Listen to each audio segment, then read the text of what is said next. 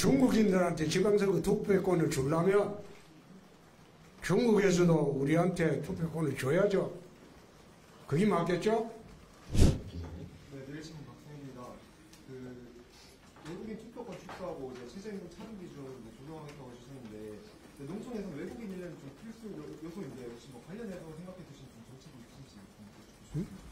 외국인 뭐? 농촌에서는 외국인이 필수 인력이지 않습니까? 외국인 투표권이 축소되면 문제되지 않을지요. 그거는 그분들이 투표하고 한국에 옵니까? 그 문제가 된다는 게 아니라 아까 이제 외국인 관련 정책 말씀해 주셨는데 네? 농촌에 이제 외국인 인력 확보하기 위한 정책도 한번 생각해 두신 게 있으신지. 아니, 그 외국인이 확보하기 위한 거는 외국인들이 여기 와서 돈 벌고 살려고 오는 거지. 한국에 기여하면 투표권이 있죠. 기여 안 하고 있는 사람에 대해서 아마 지금 지방선거 때 투표권 주죠, 아마. 그거는 잘못된 거죠. 투표권에 방치를 시키는 게 아니라 농촌의 외국인 인력 확보에 대한 정책을 좀 생각해 주신 게 있으신지 관련해서. 그거는 경제 부분의 이야기를 할 겁니다. 네. 저희가 내일 경제부는 발표하겠으니까 참고해 주시고, 우리 후보님께서 말씀하신 건 외국인 투표권을 폐지하자는 게 아닙니다. 축소하자는 거고, 상호주의에 입각해서 해당 국가가 우리 국민에 대한 혜택을 제공할 경우에 우리도 거기에 상응해서 중국인들한테 지방선거 투표권을 주려면 중국에서도 우리한테 투표권을 줘야죠. 그게 맞겠죠? 네. 네. 자, 다음 질문 받겠습니다. 자, 기자님. 이제 기간에 미래 전략원 이야기하셨는데 정부 부처보다 상위 기관을 이야기. 그렇습니다. 또 어떤 업무를 구체적인 설명 좀 부탁드립니다. 그는 중장기적인 미래 전략을 전담하는 부서입니다. 우리가 지금 5년마다 정권이 바뀌기 때문에 국가 전략의 영속성이 없습니다. 그래서 미래 전략원이라도 만들어서 최상위 기관으로 옛날에 여러분들이 쉽게 생각하면 경제기획원 정도로 생각해 주시면 될 겁니다. 경제기획원 역할뿐만 아니라 모든 분야의 국가 미래에 대한 전략을 종합적으로 수립하고 그리고 정권이 바뀌더라도 영속성이 있을 만한 그런 시스템을 갖추어야지 국가가 영속적으로 정책이 진행이 된다고 나는 봅니다. 네, 또. 네, 다음 질문. 예, 기자. 선관이랑 공정한 선거 시스템 이런 거 말씀하셨는데 여당에서는 사전 투표를 실시해야 된다고 법안을 가지고 하시잖아요. 제 생각은 좀 다릅니다. 사전 투표에 대해서 너버스하게 접근하는 것은 나는 의견이 좀 다릅니다.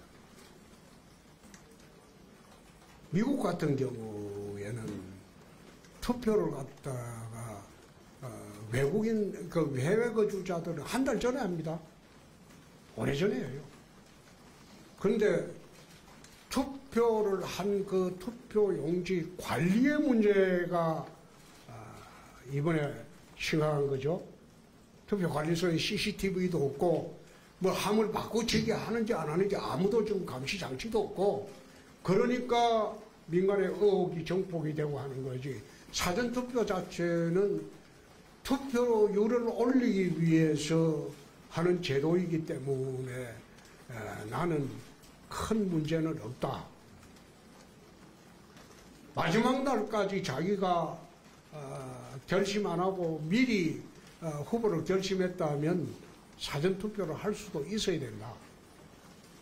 그런 생각입니다. 오히려 투표를 한 이틀만 더 했으면 해요. 국민들이 전부 참여할 수 있게. 첫날 투표날 있고 그 이튿날 투표하고 한 이틀 투표하는 것도 투표율 제고를 위해서 하나의 방법입니다. 네, 투표함이나 이걸 관리를 철저히 하면 되겠죠. 감시 감독을 철저히 하고. 예, 또. 네, 다음 질문 받을게요. 네, 기자님. 예, 아까 나왔던 질문의 연장선인데요. 아까면서 어디죠? 뉴스팀 이바른 기자입니다. 뉴스피입니다. 예, 그 청와대에 들어가신다고 하셨는데 그러면 세종 수도 이전에 대해서는 어떻게 생각하십니까? 위헌이죠. 그 위헌 판결 안 났습니까? 기자양반. 네. 세종시 위헌 판결 난 걸 몰라요? 근데 정치권에서는 계속 수도를 세종으로 이전하고 청와대를 대통령 집무실을 세종으로 이전한다는 이야기가 정치권에서 계속 나오고 있었는데 아니, 집무실이야 대구에 둘 수도 있고, 새로 만들면 부산에 만들 수도 있고, 대전에 만들 수도 있고, 그렇죠. 그런데 그게 청와대 이전하고 무슨 상관이 있습니까? 수도 이전하고 또 무슨 상관이 있습니까? 그럼 집무실을 계속 청와대를 쓰신다는 거 세종으로는 안 내려가죠. 내려갈 필요가 있으면 내려가야 되겠죠. 그런데 청와대를 이전하고 그것은 수도 이전과 마찬가지이기 때문에 그건 위헌입니다. 정략적으로 주장하는 것은 가능할지 모르나 위헌적인 그런 조치는 해서는 안 되겠죠. 네, 또.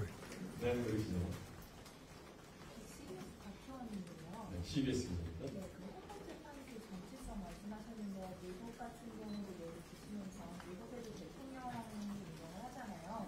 그 경우에 정치성 문제는 계속 남아있는 거 같고 미국도 마찬가지인데 어떻게 정치를 어떻게 정치성을 정지하시겠다는 건지. 미국은 우리나라하고 좀 틀리죠. 하원에서 발의하고 상원에서 의결하죠. 그죠? 그 탄핵 같은 거를. 그런데 독일은 헌법재판소를 통해서 탄핵 심판을 하는데 독일의 헌법재판소 제도는 위법 사실이 있으면 무조건 파면이야. 그 봐주지 않습니다. 우리나라 헌법재판소는 위법 사실이 있더라도 그 위법의 중대성을 감안해서 파면 여부를 결정합니다. 그런데 집행유예 제도를 인정하는 거죠. 나라마다 좀 헌법재판소 판결이 좀 틀립니다. 독일 같은 경우에는 헌법재판관을 임명하는데 의회의 3분의 2 동의를 요구합니다. 극단적인 이념 성향의 사람은 헌재에 못 들어가게 합니다. 독일은 그런 안정장치가 되어 있어요. 근데 우리나라는 그런 안정장치도 없어요. 국가체제를 부정하는 사람도, 그런 정과를 가지고 전력을 가진 사람도 헌법재판이 지금 되고 있는 게 현실입니다.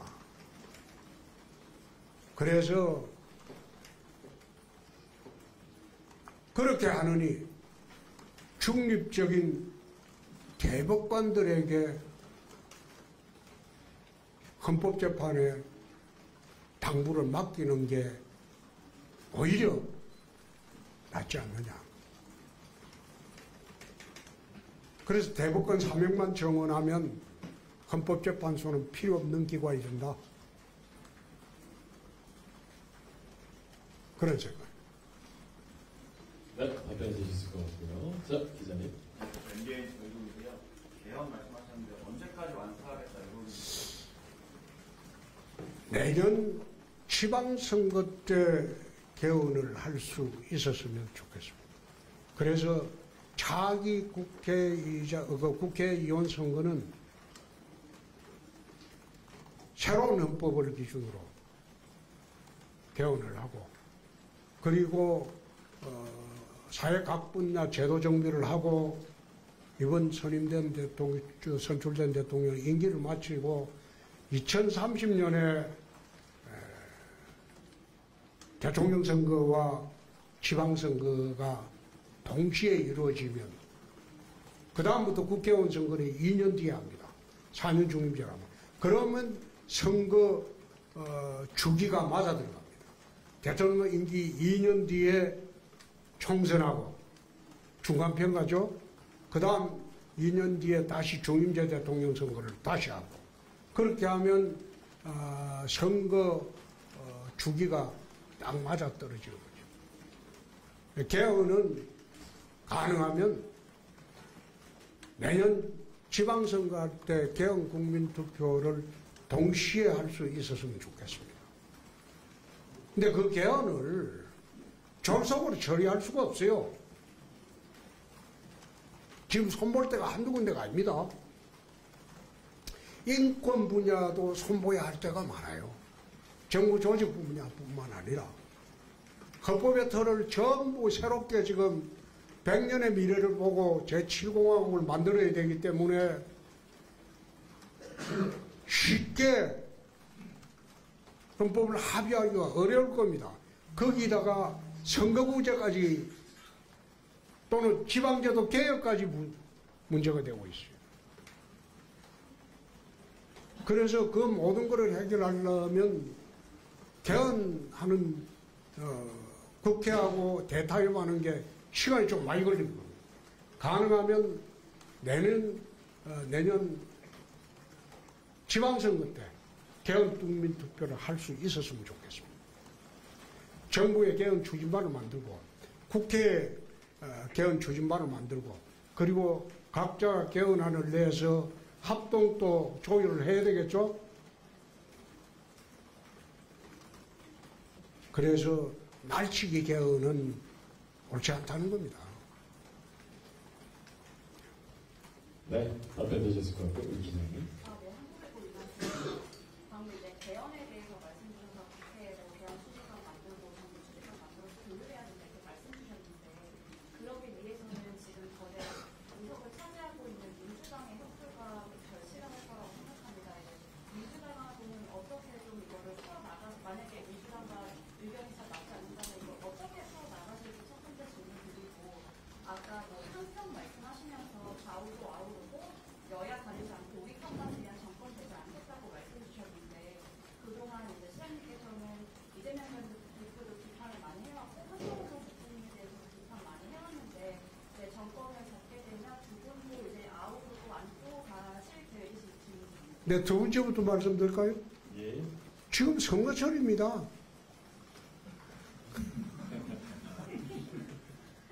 선거철에 서로 비판 안 하고 어떻게 선거를 합니까? 그건 선거 끝난 뒤의 문제죠. 그 다음에 민주당이 다수당이니까 어떻게 설득하느냐. 타협을 해야죠. 정부의 개헌 추진만 만들고 의회의 개헌 추진만 만들어서 합의점을 찾아가는 게 그런 게 정치 아닙니까? 지금 어떻게 대답을 할 수 있겠어요? 타협을 해봐야죠. 그리고 서로 비판 안 하는 선거가 어디 있습니까? 선거 때 그럼 아무 말도 안 하고 선거합니까?